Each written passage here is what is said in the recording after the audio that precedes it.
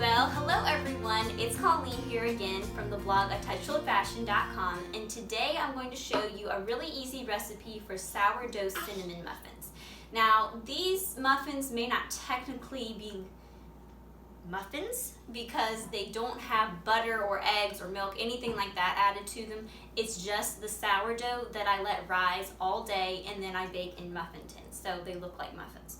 So anyway, I am making these a sugar-free version today. I'm using my sweetener blend that is just xylitol and the stevia extract that I get from Trader Joe's. So this is really easy to make, by the way. So anyway, if you want to make these a regular sugar sweetened muffin, then you'll just use half a cup of sugar instead of a quarter cup of this, because this is twice as sweet as regular sugar. So I just wanted to point that out when you see me mixing it up and I'm not using regular sugar in my muffins. So anyway, let's get started and I'm going to show you how I make them. Now, I do want to point out that today I'm actually making these muffins a little bit different than I usually do. I'm adding a little more flour and water than my regular recipe because I feel like this might give me a better result in the end when I'm baking them. So anyway, we're going to see how it turns out. Okay, so we're going to start out by adding 3½ cups of warm water to the mixing bowl. Next, I'm going to add 1 tablespoon of pink salt, or you can just use regular salt if that's what you have.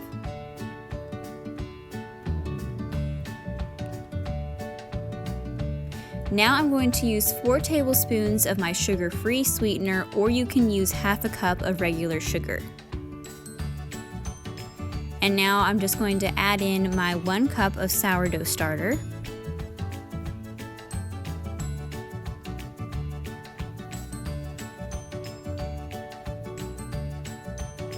And now I'm just going to add my 6 cups of whole wheat flour. So like I've mentioned before, this is flour that I grind myself, and you can try other flour, just adjust the amount depending on what type you're using, if you're using like all-purpose or something like that.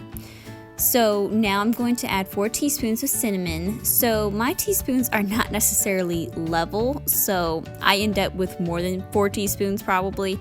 So you can just adjust the amount that you add depending on your taste. I like a lot of cinnamon flavor, but if you don't, then just don't add as much as I do.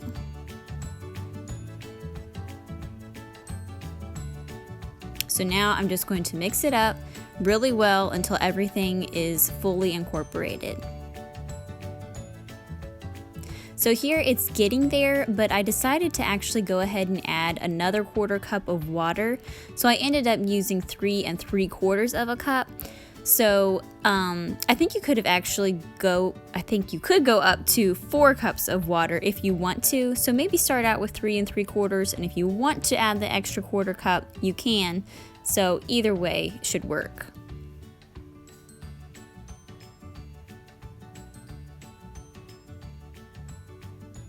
So just keep mixing it, like I said, until everything is fully incorporated and all the cinnamon and everything is mixed in really well. Okay, so now I'm just kind of cleaning it up a little bit and smoothing down the top before I add my cover to let it sit out all day.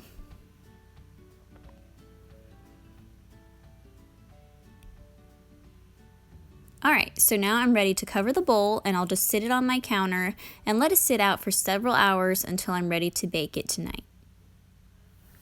Okay everyone, so I just wanted to show you real quick what I'm doing to try to help my cinnamon muffin dough rise, because I have both of these front burners on right now. So I have sat my bowl on top of the stove right here, just obviously it's not on top of a burner, but it's just right here where this is warm. So I want this to help my dough rise.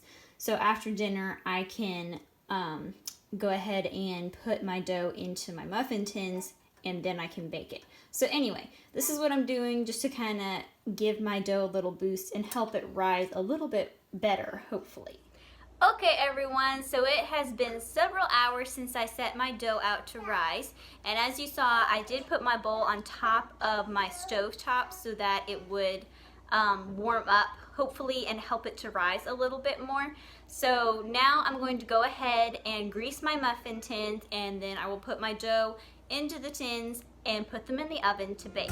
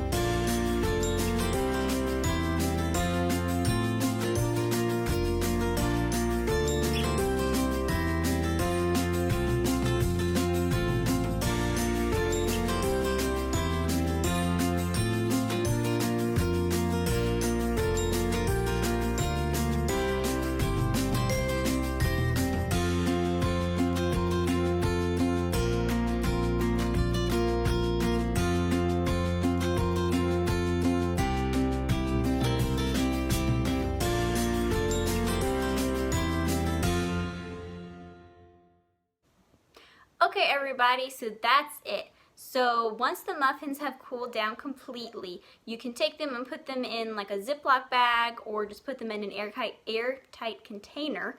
And then if you want to, you can actually put the extras in the freezer if you're not going to use 2 dozen muffins, you know, before they like go bad. So anyway, you can freeze some, you can leave them all out fresh if that's what you want. These make good breakfasts or just for a snack, something like that, or good for your kids.